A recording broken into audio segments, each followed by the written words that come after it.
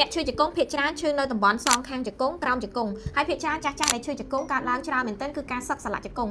នឹងគឺជាទឹកកំអល់មួយដែលជួយទ្រជង្គង់ជាប់ពីឆ្អឹងខាងលើនិងខាងក្រោមដែលបងប្អូនគួរតែថែទាំឲ្យបានល្អថ្ងៃនេះខ្ញុំនឹងមានទឹកភេសជ្ជៈមួយដែលបងប្អូនព្យាយាមញ៉ាំជារៀងរាល់ថ្ងៃនឹងអាចជួយបង្កើត collagen ជង្គង់នេះហើយកាត់បន្ថយការឈឺចាប់ជង្គង់បានច្រើនមែនទែនងាយស្រួលទេបងប្អូនអាចរកគ្រឿងផ្សំនៅផ្ទះបានជាដំបូងគឺបងប្អូនយកម្សៅអូតហ្នឹងទៅត្រាំទុករយៈពេល30នាទីសិនបងប្អូនម្សៅអូតគឺយើងត្រាំជាមួយទឹកញ៉ាំដែលល្អគឺទឹកអាកាឡាំងក៏បានទឹកចម្រោះដែលស្អាតពីព្រោះទឹកគឺសំខាន់មែនទែនហើយក្នុងម្សៅអូតហ្នឹងគឺមានជាតិកាល់ស្យូមខ្ពស់ទៅជួយពង្រឹងឆ្អឹងរបស់យើងទៀតយើងត្រាំទុកមួយឡែកទៅយើងមករកម្នាស់យើងអាចចិតម្នាស់មួយចំហៀងហើយកាត់ជាកង់ៗហើយបងប្អូនអាចដាក់នៅក្នុងម៉ាស៊ីនក្លុកគឺយើងម៉ាស៊ីនក្លុកម្នាស់ហើយនឹងម្សៅអូតហ្នឹងហើយបងប្អូនបន្ថែមនៅម្សៅឈើអែមមួយស្លាបព្រាកាហ្វេទៀតហើយបងប្អូនអាចបន្ថែមទឹកឃ្មុំឬក៏រសជាតិវ៉ានីរ៉ាបន្ថែមបើសិនជាក្នុងករណីដែលបងប្អូនមានបើសិនជាបងប្អូនចង់បន្ថែមក៏បានអត់ក៏បានបងប្អូនក្លុករយៈពេល1នាទីបងប្អូននឹងបានទឹកភេសជ្ជៈមួយដ៏ឆ្ងាញ់ដែលបងប្អូនញ៉ាំជារៀងរាល់ថ្ងៃនឹងអាចជួយបញ្ហាជង្គង់បងប្អូនបានល្អមែនទែនដោយសារនៅក្នុងសារធាតុម្នាស់ហ្នឹងគឺមានទៅដោយវីតាមីន C ដែលវីតាមីន C ហ្នឹងគឺជាតួនាទីសំខាន់ក្នុងការផលិត collagen ហើយនៅក្នុងម្នាស់ហ្នឹងដែរក៏មានសម្បូរទៅដោយសារធាតុចិញ្ចឹមដែលជួយទៅឲ្យឆ្អឹងរបស់យើងងាយភ្ជាប់គ្នាហើយវាក៏អាចផ្ដល់ឡង់កណេះដែលជាជាតិរ៉ែមួយដ៏សំខាន់សម្រាប់ជួយរំលាយអាហារក្នុងឆ្អឹងបងប្អូនគួរតែសាកវិធីនេះញ៉ាំទៅគឺពិតជាអាចជួយបញ្ហាសន្លាក់ជង្គង់បងប្អូនបានល្អមែនទែនបងប្អូនមិនមែនផ្ដោតតែលើសន្លាក់ជង្គង់មួយទេបងប្អូនឈឺផ្នែកសន្លាក់ស្មាឬក៏